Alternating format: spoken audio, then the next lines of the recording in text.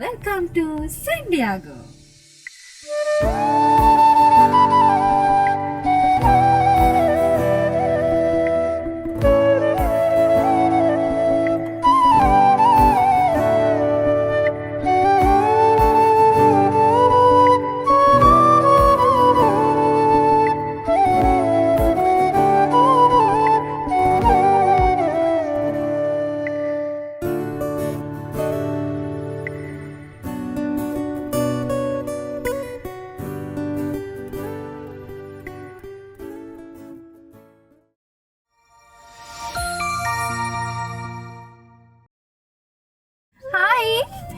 කොහොමද ඔයාලට? ඉතින් ගොඩ දවසකට පස්සේ අපි දෙන්න හිතුවා තවත් අලුත් ලග්ගයකින් ඔයාලව හම්බ වෙන්න එන්න. ඉතින් අපි දෙන්න මේ ඇවිල්ලා ඉන්නේ දවස් 7ක ට්‍රිප් එකකට. ඒ දවස් 7න් පළවෙනි දවස් දෙකේ අපි දෙන්න ආවා කැලිෆෝනියාවේ සෑන් ඩියාගෝ වලට. ඉතින් ඇත්තටම ඊයේ තමයි අපි දෙන්න සෑන් ඩියාගෝ වලට ආවේ. ඒ දින ටිකක් දවල් වුණා. ඊට පස්සේ අපි දෙන්න කෙලින්ම ගියා සෑන් ඩියාගෝ වල ලස්සන බීච් එකකට. එතනට කියන්නේ ඩෙල්මා බීච් කියලා. ඉතින් එතනදී අපිට හම්බුණා මෙයාලත් එක්ක සෙන්විස් වල කලින් හිටපු අමිල අයියා කියලා අයියා කෙනෙක්. ඉතින් එයාවයි යකිවයිත් අපි ආදරෙන් මතක් කරනවා. මොකද එයාලයි ගෙදර වරුණයක් කිව්ව. ඉතින් අපි එයාලයි ගෙදර තමයි මේ දවස් දෙකේ ඉන්නේ. thank you අකි අයියා අපිට ඉන්න දුන්නට. තව ඔයාලා දන්නවනේ අපේ උදාරය පියුමියක් කිව්වයි. එතනදී අපිට එයාලවත් හම්බුණා. ඉතින් කැලිෆෝනියා සෑන් ඩියාගෝ කිව්වහම ඉතින් බීච් වලට තමයි ගොඩම ප්‍රසිද්ධ. ඉතින් මේ ඩෙල්මා බීච් එකත් මාරම ලස්සන බීච් එකක්. තව මෙතන ලස්සන සන්සෙට් view points එහෙම තියෙනවා. මාරම calm. ගොඩක් එහෙම සැලක හිටියෙත් නෑ. වැස්ස නිසා වෙන්නත් පුළුවන්. සමහරට අපි ඉරිදා දවසක් නිසා වෙන්නත් පුළුවන්. ඉතින් දැන් මේ අපි දෙන්න ඇවිල්ලා ඉන්නේ සෑන් ඩියාගෝ සිටි එක චුට්ටක් අද දවසේ බලන්න. එහෙනම් අපි දැනත් එක්ක ඔයාලා සෑන් ඩියාගෝ සිටි එකේ පොඩ්ඩක් ඇවිදින්න.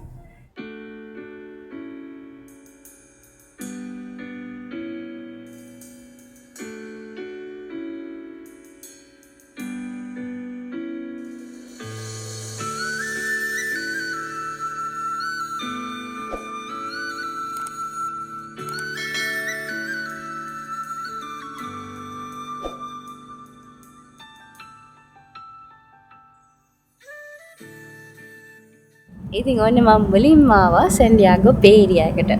ඉතින් මගේ මේ පිටිපස්සෙන් තියෙන ස්ටැචුව එකත් සෑන් ඩියාගෝ වල මාරම ප්‍රසිද්ධ තැනක්.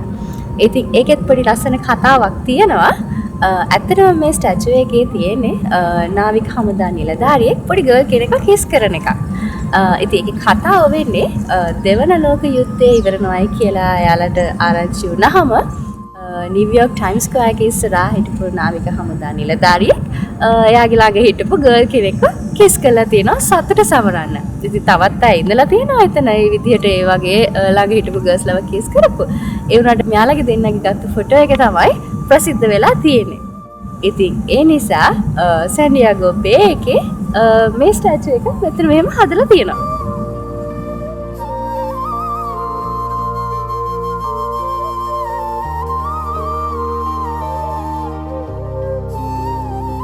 ඉතින් අර ස්ටැචු එක ළඟම මේ වගේ තවත් ස්ටැචුස් ටිකක් තියෙනවා. ඉතින් මෙතන මේ තියෙන්නේ මිනිස්සු ටිකක් වට වෙලා මේ වගේ කෙනෙක් යුද්ධ ගැන විස්තර එයාලට කියනවා. ඉතින් ඒ කාලේ විදියට ටීවී රේඩියෝස් එහෙම නැහැ. ඉතින් එයාලට යුද්ධ ගැන නිවුස් අහන්න. ඉතින් මේ විදියට තමයි ඒ කාලේ එයාලා යුද්ධ ගැන විස්තර දැනගෙන තියෙන්නේ.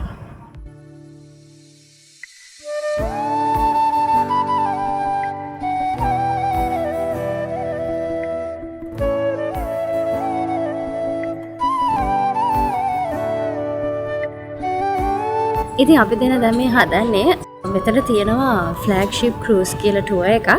අයියත් ගියා මේ ටිකට්ස් අරගෙන එන්න. අපි දෙන ගන්න හදන්නේ ෆුල් ටුවර් එක. මේ ටුවර් එකේදී වෙන්නේ සෑන් ඩියාගෝ බේ එකේ නෝර්ත් ඇන්ඩ් සවුත් කියලා දෙපැත්තක් තියෙනවා. ඒකේ ටුවර් එක අරන් යනවා. ඉතින් $40ක් වගේ යන ෆුල් ටුවර් එකට. ඒ කියන්නේ සවුත් එකයි නෝර්ත් එකයි දෙකම බලනවා. ඉතින් ෂිප් එක නම් ගන් ඇවිල්ලා තියෙන්නේ. අපි එහෙනම් ටුවර් එක ගිහිල්ලා බලමු. අපිට මොනවද බලා ගන්න පුළුවන් වෙන්නේ කියලා මේ සෑන් ඩියාගෝ බේ එකේ.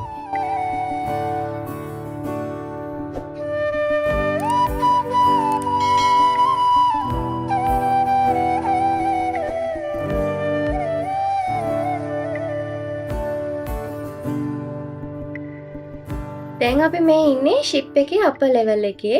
ඉතින් මේ ගයිඩ් තමයි ෂිප් එකේ ඉන්න හැමෝටම අද දවසේ බේ ඒරියා එක ගැන විස්තර කියලා දෙන්නේ.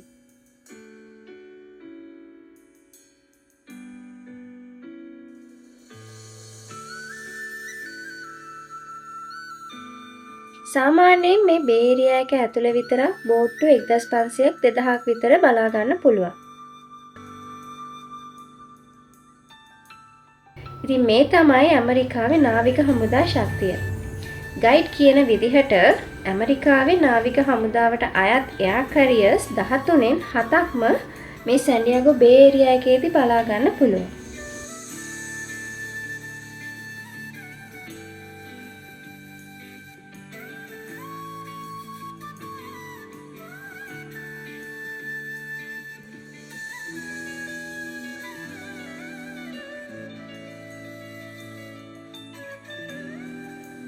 මේ තමයි සැන්ඩියාගෝ කොරොනාඩෝ බ්‍රිජ් එක. ඉතින් මේ බ්‍රිජ් එකත් සන් ෆ්‍රැන්සිස්කෝ ගෝල්ඩන් ගේට් බ්‍රිජ් එක වගේම ප්‍රසිද්ධයි. අඩි 200ක් තරම් උස මේ බ්‍රිජ් එක 1969 දී තමයි හදලා තියෙන්නේ.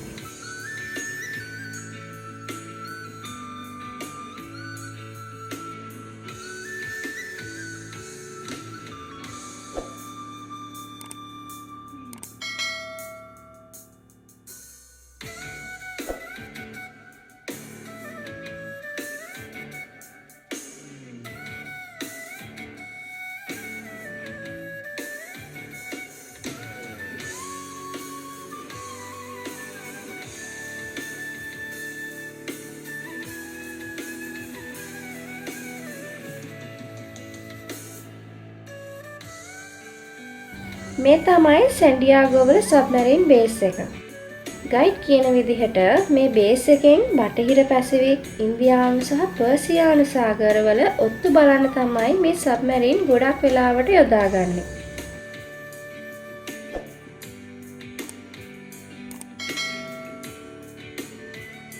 ඉතින් දැන් මේ අපිට පේන්නේ කොරොනාඩෝ අයිලන්ඩ් එකේ තියෙන එයාර් ෆෝස් බේස් එක. මේ බේස් එකේ තමයි ටොප් ගන් මූවී එකේ ෆයිටර් ජෙට් සීන් ගොඩක් ෂූට් කරලා තියෙන්නේ.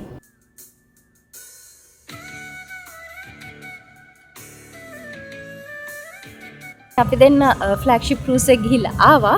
පැය දෙකකට වඩා නම් මේක ගියා අපි හිතුවට වඩා.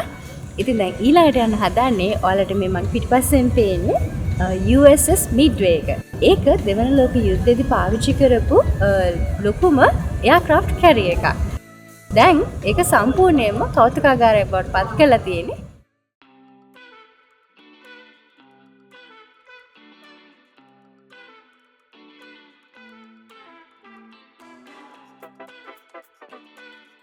නැවට ඇතුළු වෙච්ච ගමන්ම අපිට මුලින්ම හම්බ වෙන්නේ හැඟ බේ ඒරියා එක. මෙතන එයාර්ක්‍රාෆ්ට්ස් 85ක් නවත්තන්න ඉඩ තියෙනවා. එලිවේටර්ස් 6කින් තමයි මේ එයාර්ක්‍රාෆ්ට්ස් උඩ ඩෙක් එකට අරගෙන තියෙන්නේ. ඉතින් මේ දෙවන ලෝක යුද්ධයේදී ඇමරිකාව ලබපු යුද්ධ ජයග්‍රහණයක් තමයි මිඩ්වේ කියන්නේ. මේ බැටල් එක සිද්ධ වෙලා තියෙන්නේ පැසිෆික් සාගරයේ මිඩ්වේ අයිලන්ඩ් එක කිට්ටුවයි. ඒ 1942 දී. ඉතින් ඒ යුද්ධ ජයග්‍රහණයේ ගෞරවයක් විදිහට තමයි මේ කැරියර් එකට USS Midway කියලා නම දාලා තියෙන්නේ. ඉතින් USS Midway කියන්නේ 1992 වෙනකම්ම ඇමරිකාවට තිබුණු ලොකුම එයාර්ක්‍රාෆ්ට් කැරියර් එක. නාවික හමුදා නිලධාරීන් 4500කට අවශ්‍ය සියලුම පහසුකම් මේ නැව ඇතුළේ තිබිලා තියෙනවා.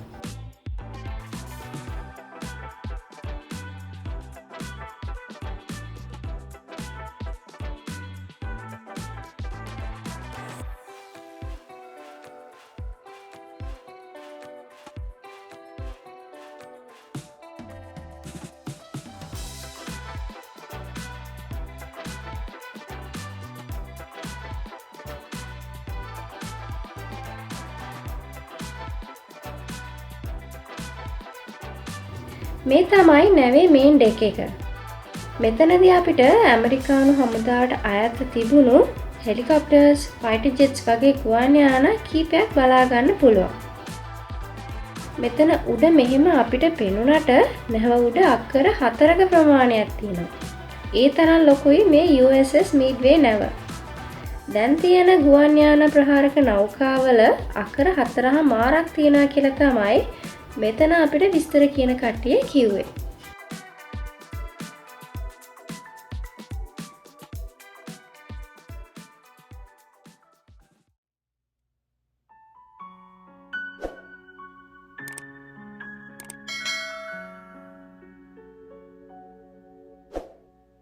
ඉතින් අද දවස් ඉවර කරන්න කලින් අපි දෙන්නට හිතුණා ලස්සන සන්සෙට් වීව් එකක් බලන්න. ඉතින් අපි දෙන්න ඇවිල්ලා දැන් ඉන්නේ සන්සෙට් හිල්ස් වල සැන්ටියාගෝ වල කියන. ඉතින් මෙතනට ගොඩක් කට්ටිය ඇවිල්ලා ඉන්නවා සන්සෙට් එක බලන්න. බලමු අපි දෙන්නටත් ලස්සන සන්සෙට් වීව් එකක් බලා ගන්න පුළුවන් වේද කියලා.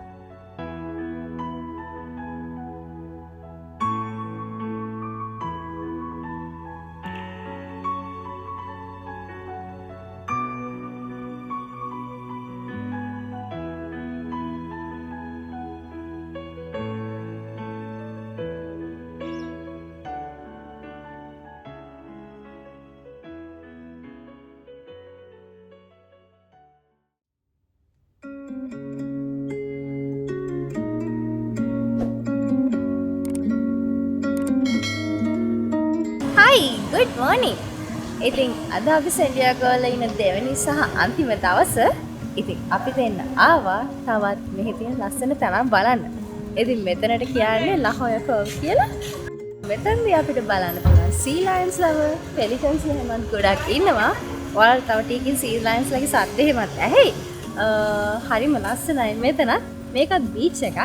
තව මෙතන කට්ටිය dive එහෙමත් කරනවා. අපි එනම් පොඩ පල්ලෙහාට ගිහලා බලමු.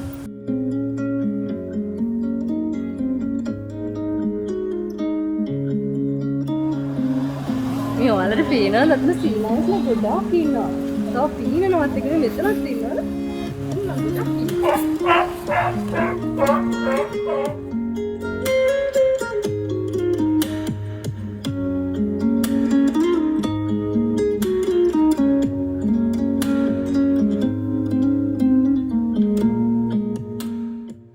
ඉතින් අපේ සැන්ටියාගෝ ට්‍රිප් එක මෙතන ඉවර වෙනවා. අද යනවා අපි දෙන්න තවත් ලස්සන තැනකට. ඒක මම දැම්ම කියන්නේ නැහැ. තවත් අලුත් vlog එකකින් මම ඒක අරගෙන එන්න. ඉතින් අපේ සැන්ටියාගෝ ට්‍රිප් එක හොඳයි නම් like එකක්, comment එකක් දාන්න vlog එකට. ඔයාලගේ අදහස් අපිත් එක්ක share කර ගන්න comment එකකින්. එහෙනම් තවත් අලුත් vlog එකකින් හම්බ වෙනකන් ගිහින් එන්නම්. Bye bye.